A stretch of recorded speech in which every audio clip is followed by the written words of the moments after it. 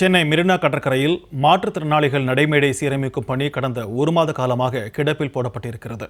இதன் காரணமாக மாற்றுத்திறனாளிகள் கடும் சிரமம் அடைந்து வருகின்றனர். இதுகுறித்து எமது செய்தியாளர் ஜெயலானி நேரலையில் வழங்கும் தகவலை இப்போது கேட்கலாம். வணக்கம் ஜெயலானி. மாற்றுத்திறனாளிகள் பயன்படுத்தக்கூடிய அந்த நடைமேடை சீரமைக்கும் பணி கடந்த ஒரு மாத காலமாக கிடப்பில் போடப்பட்டிருக்கிறது. என்ன காரணம்? கூடுதல் விவரங்கள்.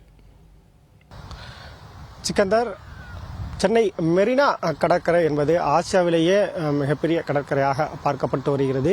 இப்படியான மிக முக்கியத்துவம் வாய்ந்த கடற்கரையாக பார்க்கப்படக்கூடிய இந்த மெரினா கடற்கரைக்கு சுற்றுலா பயணிகள் அதிகமாக வருகை தருவது வழக்கம்.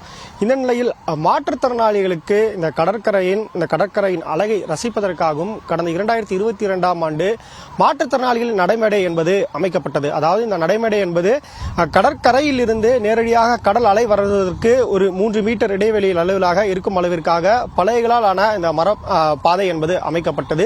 சுமார் 263 மீட்டர் நீளத்திலும் 3 மீட்டர் அகலத்திலும் இந்த பணிகள் என்பது நடத்தப்பட்டது. ஒட்டுமொத்தமாக 1.14 என்ற 1,14,00,000 செலவில் இந்த மாற்றுத்திறனாளி நடைமேடை என்பது அமைக்கப்பட்டது.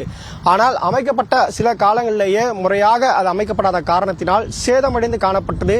இதனால் அமைக்கப்பட்டும் மாற்றுத்திறனாளிகள் பயன்படுத்த முடியாத சூழல் என்பது நிலவி வந்தது. இந்த நிலையில் தொடர்ச்சியாக மாற்றுத்திறனாளிகள் புகார் அளித்ததன் அடிப்படையில் அதை சீரமைக்கப்பட்டு பயன்பாட்டில் இருந்து வந்தது. இந்த நிலையில் கடந்த சில மாதங்களாகவே இந்த மாற்றுத்திறனாளி நடைமேடை என்பது சேதமடைந்து சிதிலமடைந்து காணப்பட்டது.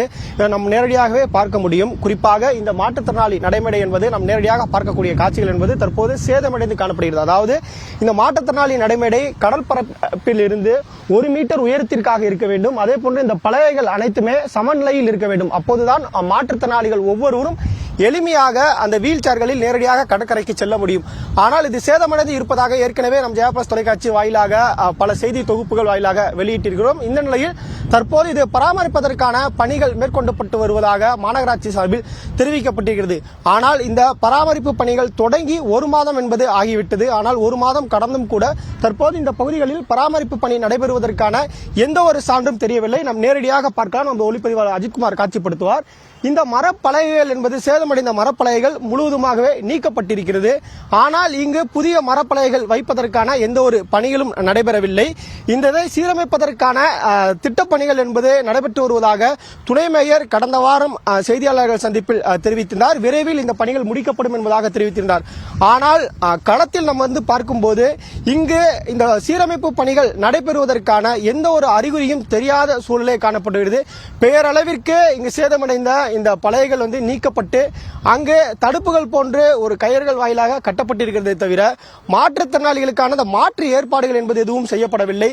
இந்த பணிகளை விரைந்து முடிப்பதற்கான எந்த ஒரு நடவடிக்கையும் மேற்கொள்ளவில்லை. இதனால் தற்போது சுற்றுலா பயணிகளாக கடற்கரையின் அழகினை ரசிக்க வரக்கூடிய மாற்றுத்திறனாளிகள் கடலுக்கு செல்ல முடியாத சூழல் என்பது நிலவுகிறது. குறிப்பாக சொல்ல வேண்டும் என்றால் நீலக்கொடி திட்டம் என்ற அடிப்படையில் கடலின் வளத்தினையும் கடலின் அழகினையும் மேம்படுத்துவதற்காக பல கோடி ரூபாய் செலவு செய்யப்படுகிறது. இது மட்டுமல்லாமல் இந்த மாற்றுத்திறனாளி நடைமேடையை சீரமைப்பதற்காக தனியாக நிதி ஒதுக்கீடு செய்யப்படுகிறது. இப்படி பல வழிகளில் மெரினா கடற்கரையை சீரமைப்பதற்காக பல கோடி ரூபாய் நிதி ஒதுக்கீடு செய்யப்பட்டாலும் கூட அதற்கான பணிகள் முறையாக நடைபெறவில்லை என்பதே களத்தில் நம்மால் பார்க்க முடிகிறது. களத்தில் நம்ம பார்க்கக்கூடிய காட்சிகளும் நமக்கு அதுவே உணர்த்துகிறது. கடந்த 1 மாதமாகவே இங்கு இந்த பராமரிப்பு பணிகள் நடைபெற்று வருவதாக கூறப்படுகிறது. ஆனால் நாம் களத்தில் பார்க்கக்கூடிய காட்சிகள் எந்த ஒரு பணியாளர்களோ அல்லது இந்த சீரமைக்கக்கூடிய பணிகளோ நடைபெறுவதற்கான எந்த ஒரு சான்றும் தெரியவில்லை. இன்னும் சில நாட்களில் வடகிழக்கு பருவமழை சென்னையில் தொடங்க இருக்கிறது. குறிப்பாக வடகிழக்கு பருவமழை தான் சென்னையில் அதீத கனமழையை கொடுப்பதற்கான வாய்ப்புகள் இருக்கிறது. ஆகஸ்ட் 10ஆம் தேதிக்கு மேலாக இந்த வடகிழக்கு பருவமழை தொடங்க இருக்கிறது. இந்த நிலையில் அதற்கு முன்னதாகவே இந்த மாற்றுத்திறனாளி நடைமேடை அமைக்கக்கூடிய பணிகளை விரைந்து முடிக்க வேண்டும் என்பதே மாற்றுத்திறனாளியின் கோரிக்கையாக இருக்கிறது. அதிகாரிகள் சிலரிடம் நாம் கேட்கும் போது இந்த பலகைகள் தற்போது வரை கொண்டு வரப்படவில்லை. இந்த பலகைகள் வெளி மாவட்டங்களில் இருந்து கொண்டு வர வேண்டியிருக்கிறது. ஆனால் அந்த பலகைகள் தற்போது வரை வந்து சேரவில்லை. அதனால் இந்த பணிகள் தொடங்கவில்லை என்பதாக கூறப்படுகிறது. ஆனாலும் கூட பருவமழைக்கு முன்னதாக மிக விரைவில் இந்த பணிகளை முடித்து மாற்றுத்திறனாளிகள் பயன்படும் வகையிலாக பயன்பாட்டிற்கு கொண்டு வர வேண்டும் என்பதே அனைத்து மாற்றுத்திறனாளிகள் மற்றும் பொதுமக்களின் கோரிக்கையாக இருக்கிறது. சிக்கந்தர், உங்களுடைய விரிவான தகவல்களுக்கு நன்றி ஜெயலானி.